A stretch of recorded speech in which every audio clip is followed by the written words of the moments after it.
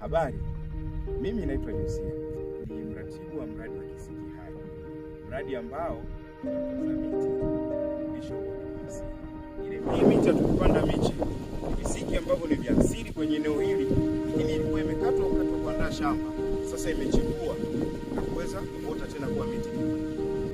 Faida ya miti hii kwa asilimia kubwa katika maeneo haya makame ni kwamba kwanza ni miti ambayo tayari tunatafuta miche tuje kupanda, lakini hatumwagii maji kwa sababu ni miti ya asili, imeshazoea maeneo haya, inajiotea yenyewe. Kazi yetu sisi ni kuitunza, na tunaitunza kwa njia ya Kisiki Hai.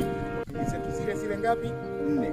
Kanuni ya kuchagua, kanuni ya kupogorea, kuweka alama na kutunza. Katika kuongeza mnyororo wa thamani kwenye utunzaji wa uhifadhi wa mazingira, tuna mradi wetu wa ufugaji wa nyuki, mradi ambao unasaidia kwenye yale maeneo ambayo tumeshatunza miti tayari. Sasa kuongezea thamani kwenye mradi wa ufugaji wa nyuki ili kuweza kuongeza kipato, lakini pia kama tunavyofahamu nyuki ni rafiki wa mazingira. Nyuki wanatupatia asali. Kama tunavyofahamu asali ina matumizi mengi.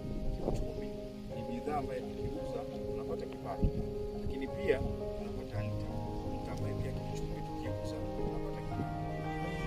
Tunaongeza kipato eneo ambalo tunafanya kazi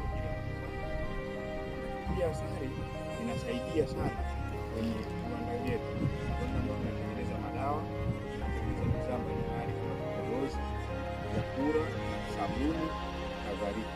Kwa hiyo katika mnyororo wa thamani tunafanya vitu vitatu wakati mmoja.